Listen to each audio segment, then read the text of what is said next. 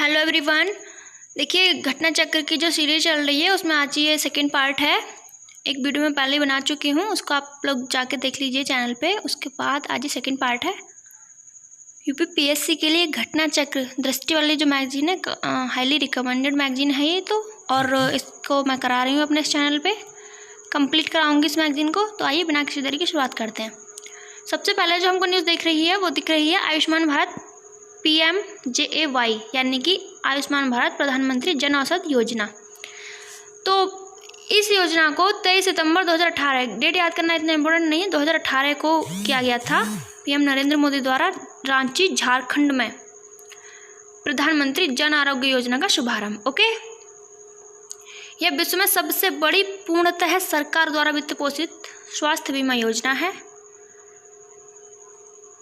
जो इसके कुछ मेमोरेबल फैक्ट्स हैं उनको हम देखते हैं। इसके तहत 1 करोड़ उपचार प्रदान किया गया। इसका मतलब क्या हुआ?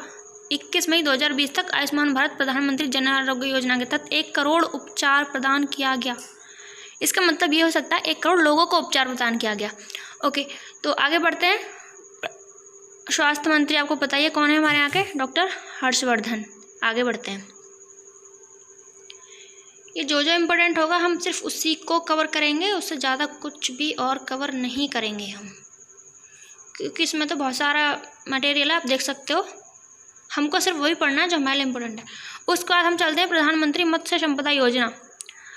तो प्रधानमंत्री मत्स्य संपदा योजना मछली पकड़ना, मत्स्य पालन, भोजन, पोषण, आय और रोजगार की दृष्टि से महत्वपूर्ण है। ये सब हमारे लिए इम्पोर्टेंट नहीं है। आगे बढ़ते हैं।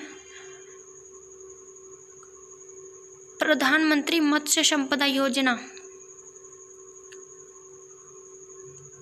की शुरुआत कब हुई है? 2020 में, मई 2020 में। और इसका जो बजट है वो कितना है? 20,500 करोड़। यहाँ पे शायद आपको क्लियर नहीं दिख रहा होगा, सॉरी उसके लिए, ये मैं पिक्चर क्लियर नहीं ले पाई उसकी। तो प्रधानमंत्री मत्स्य संपदा योजना का बजट है 20,500 करोड़। और इसका जो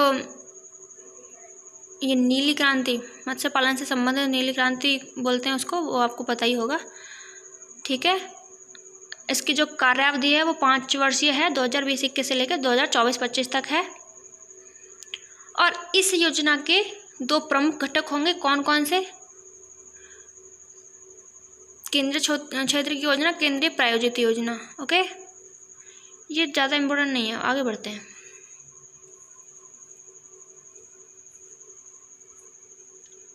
आगे हम देखते हैं प्रधानमंत्री किसान संपदा योजना के तहत 32 परियोजनाओं को मंजूरी मिली है। तो प्रधानमंत्री किसान संपदा योजना जो है, इसका पुराना जो नाम था वो था ये वाला, scheme for agro marine processing and development of agro processing clusters, ठीक है। अब इसका नाम चेंज कर दिया गया है। अब इसका नाम हो गया है प्रधानमंत्री किसान संपदा योजना, ठीक है। इसके लिए 6,000 करोड़ रुपए का आवंटन किया गया है। और इसका कार्यान्वयन कौन से मंत्रालय द्वारा किया जाएगा? तो खाद्य प्रसंस्करण उद्योग मंत्रालय द्वारा इसका जो है कार्यान्वयन, इम्प्लीमेंटेशन किया जाएगा। इसके अंतर्गत 32 परियोजनाओं को मंजूरी मिली है, ठीक है। जो ब्लैक में लिखा हुआ है, मतलब जो बोल्ड लेटर्स में है, वो ही हमारे लिए इम्पोर्टेंट है। और इसका विस्तार जो होगा वो 17 राज्यों में होगा। आगे बढ़ते हैं। बधावन में, ये एक न्यूज इम्पोर्टेंट है, इसको आप मार्क कर सकते हैं इम्पोर्टेंट में, ठीक है। बधावन में नया प्रमुख बंदरगाह। वर्तमान में देश में कुल कितने बंदरगाह हैं? 12 हैं। और ये बधावन में, जो कि महाराष्ट्र में है, ये 13वां बंदरगाह होगा, ठीक है। देश का 13वां प्रमुख बंदरगाह होगा ये। इससे पहले कौन कौन से हैं ये यहाँ पे क्लियरली नाम लिखे हुए हैं सबके, ये आप लोग पढ़ सकते हो। हम आगे बढ़ते हैं। तो इस बंदरगाह को लैंडलॉर्ड मॉडल के आधार पर विकसित किया जाएगा। और इसकी जो लागत है वो यहाँ पे लिखी हुई है, 65,544 करोड़ रुपए की लागत आएगी इसकी।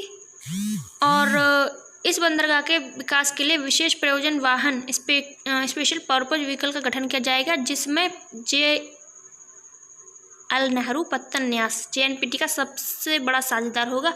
और इसकी हिस्सेदारी 50% से अधिक होगी, ठीक है। उल्लेखनीय है कि महाराष्ट्र में भारत का सबसे बड़ा कंटेनर बंदरगाह JNPT के रूप में विद्यमान है। नेक्स्ट है ये ऐतिहासिक बोडो समझौता संपन्न हुआ। ये बोडो जनजाति कहाँ से रिलेटेड है आपको पता ही होगा, असम की जनजाति है ये।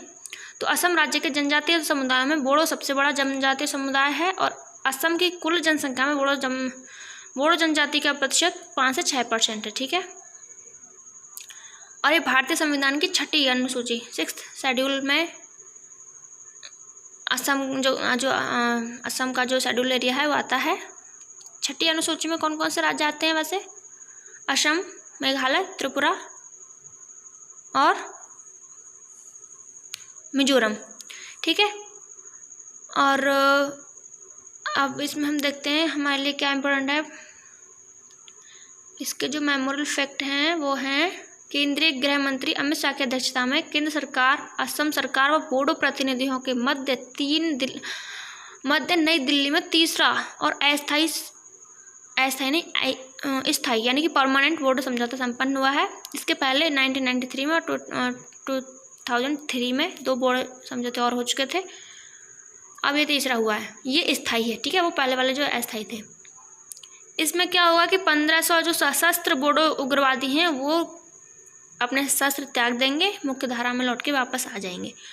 इसमें जो BTC था पुराना, बोडोलैंड टेरिटोरियल काउंसिल, उसका नाम चेंज करके हो गया है बोडोलैंड टेरिटोरियल रीजन। ठीक है, BTC को BTR बना दिया गया है और BTR में 6ठी अनुसूची के तहत 4 जिले कोकराझार, चिरांग, उदलगुरी और बुक्सा को शामिल किया गया है।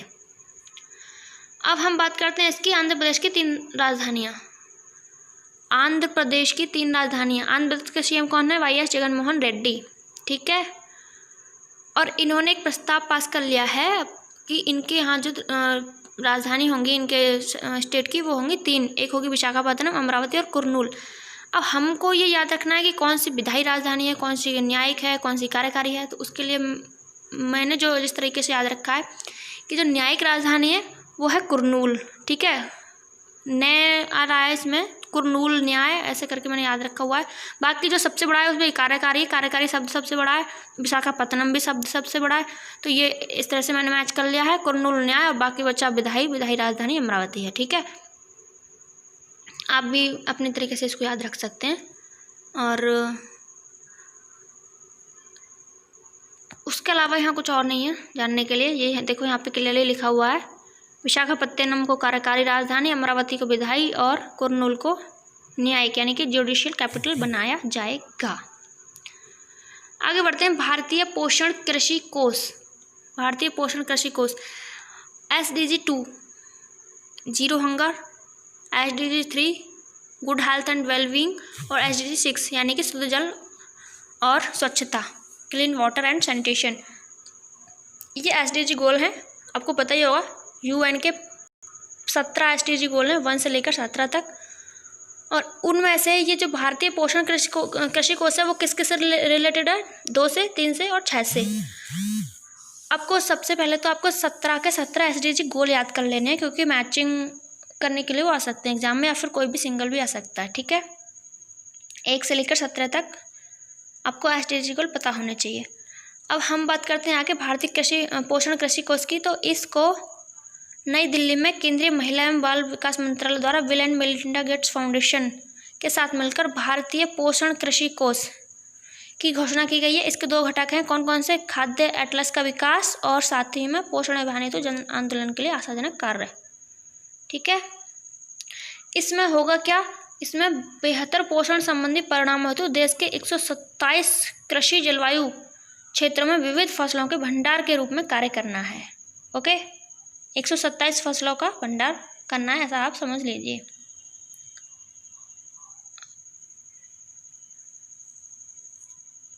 इधर देखते हैं, इधर क्या है।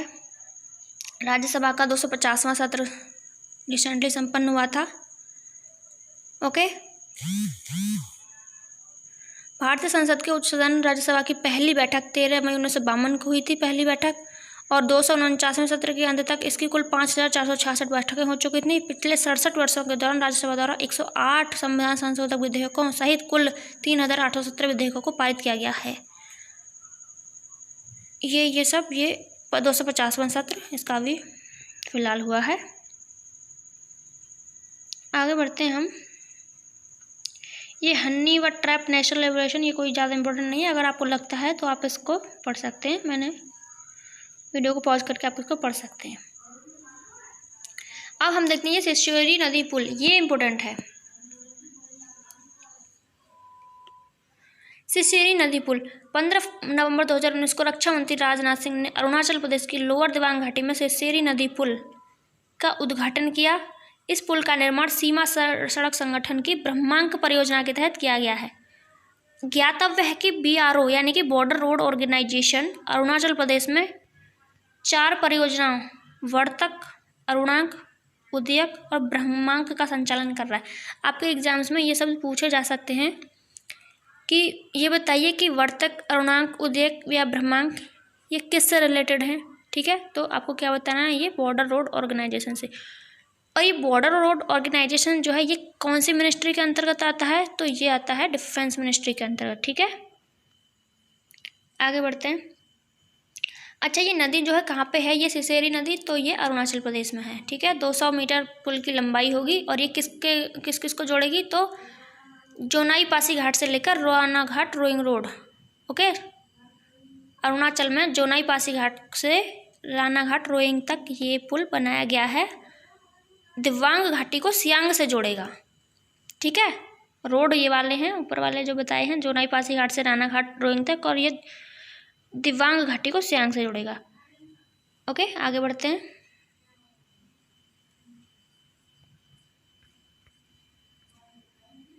भारत का नया राजनीतिक मानचित्र, तो जैसा कि आपको पता ही है कि जम्मू कश्मीर का जो विभाजन हुआ है, 2 UTs वहाँ पे बनाए गए हैं, जम्मू कश्मीर एंड लद्दाख, और ये 31 अक्टूबर 2019 से लागू भी हो चुका है वहाँ पे। ठीक है, और उसी परिप्रेक्ष्य में देश का नया राजनीतिक मानचित्र जिसका 9वां संस्करण है वो जारी कर दिया गया है भारतीय सर्वेक्षण विभाग के द्वारा। अब ये लद्दाख में जो है ये 2 जिले होंगे, कारगिल और लेह, बाकी जबकि पूर्व एवं जम्मू कश्मीर राज्य के शेष जिले जम्मू एवं कश्मीर संघ राज्य क्षेत्रों में शामिल हैं। यह ब्लैक में जो लिखा हुआ है बोल्ड लेटर्स में, इसको आप देख सकते हैं। ध्यातव्य है कि जम्मू कश्मीर में 14 जिले थे, जिन्हें अब 28 जिलों तक, मतलब पहले 14 जिले थे, अब वहाँ पे 28 जिले हैं। टोटल वर्तमान में 28 राज्य और 8 केंद्र शासित प्रदेश हैं। ठीक है, आगे बढ़ते हैं। अब बात करते हैं हम बंजर भूमि एटलस 2019 की। तो बंजर भूमि एटलस 2019 भू संसाधन विभाग द्वारा NRSC क्या है, नेशनल रिमोट सेंसिंग सेंटर, अंतरिक्ष विभाग के सहयोग से 2000 से ही प्रकाशित किया जा रहा है। अब तक इसके 4 संस्करण आ चुके हैं। अब ये कौन सा है, 5वां है। ये 4 पहले इन ईयर्स में आ चुके हैं। ये 5वां संस्करण है बंजर भूमि एटलस का। किसने इसको जारी किया है, तो केंद्रीय ग्रामीण विकास मंत्री नरेंद्र सिंह तोमर ने। ठीक है,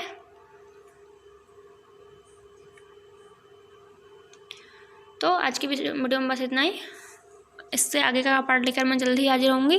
तब तक के लिए नमस्कार।